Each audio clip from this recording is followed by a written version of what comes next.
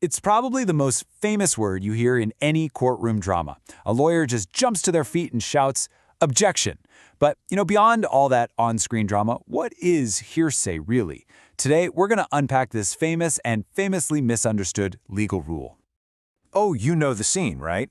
A witness is on the stand, they're about to drop some bombshell piece of information, and boom, a lawyer's on their feet yelling, "The objection? Hearsay." The judge nods, and we're all sitting there going, wait, what just happened? And why does this rule always seem to block the most interesting evidence? All right, let's break it down, starting with what it actually is. The easiest way to think about the hearsay rule, it's basically a rule against letting rumors into the courtroom. Okay, so the official definition has two really important parts. First, it's a statement that was made outside of the current court case. And second, and this is the absolute key, it's being used to prove that the statement itself is true. So, for example, if a witness says, "My neighbor Dave told me the getaway car was blue," they're using Dave's out-of-court statement to prove the car's color. That's textbook hearsay. And this gets to the very heart of why this rule even exists. See, a trial is all about testing evidence. If Dave is the one who saw the car, then Dave should be on the stand, where lawyers can question him. Was it dark out? How's his eyesight? Does he even know the difference between blue and black? You can't cross-examine a rumor, and the hearsay rule is there to make sure all the evidence is testable. So that seems pretty straightforward, right? But things get a little weird with modern technology. What happens when the statement doesn't come from a person at all, but from a machine? Just imagine this. You've got a case involving stolen metal. An expert comes in with a computer printout that says the chemical makeup of the stolen metal is a perfect match for the metal they found at the suspect's house. Is that printout testifying? Is it hearsay? Now, this question sparks a really fascinating legal debate. On one hand, you could argue the computer is like a silent witness. It's relying on what the programmer told it to do, and you can't cross-examine the programmer right then and there. But on the other hand, isn't it just a tool, like a fancy calculator? It's just giving you a result. How a court answers that question decides whether the evidence gets in or not. And in a real case, an English court of appeal actually sided with the tool argument.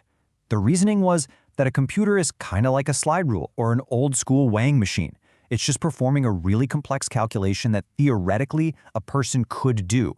So that makes the printout the result of a process, not a statement. It's what they call real evidence. Okay, this brings us to the coolest and most interesting twist in the whole hearsay story. Because sometimes words aren't being used to prove something is true. Sometimes the words themselves are the event. And this is called original evidence. With original evidence, you totally forget about whether the statement is true or not. It's completely irrelevant. All that matters is proving that the words were actually said, because the act of speaking is a legally important thing. A perfect example of this is saying "I do" at a wedding. Those words aren't a statement of fact that you can prove is true or false. They are a legal act. The words themselves create the marriage. A witness who testifies that they heard someone say "I do" is just reporting on an event they saw happen. The fancy legal term for this is a performative utterance. And here's another one that makes it crystal clear. If a witness gets on the stand and says, "I heard the defendant say, 'I'm going to rob this bank,' the court isn't trying to prove that he was actually going to rob the bank. The very act of saying those words could be part of a crime, like a conspiracy or intimidation. The words, they are the action. Think about how words can give context to an action. If you just see someone hand over cash, that can mean anything, right? A loan, a gift, whatever. But if a witness hears them say, "This money is to pay for the sheep," well, those words totally define the legal nature of that transaction. We don't care if the money really was for sheep, only that those words were said to explain the payment. And you see this pop up all over the place. Like when police in a raid testify that they heard people calling in to place bets on the phone. It's not about whether those bets were legit. It's just to prove the place was being used for illegal gambling. Or a harbor master's promise that a shipwreck would be lit up. That's important for deciding if a ship's crew is being careless, whether he really manned it or not. And a panicked call to 911 asking for the police. That's evidence of the caller's state of mind, fear. Not necessarily that everything they said was factually true. So this is the key. This is the big idea you have to remember.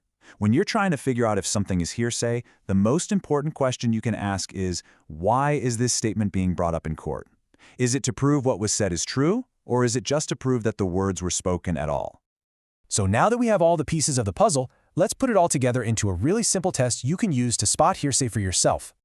Okay, here's how you do it. Let's go back to our first example. Dave told me the car was blue. Step 1, that's the out-of-court statement. Step 2, why is it being used? Step 3, it's to prove the car was actually blue, the truth of the statement. So that's hearsay. But what about the threat, I'm going to rob this bank? Well, the whole point there is just to prove those words were said, that the action happened. That's original evidence. See the difference?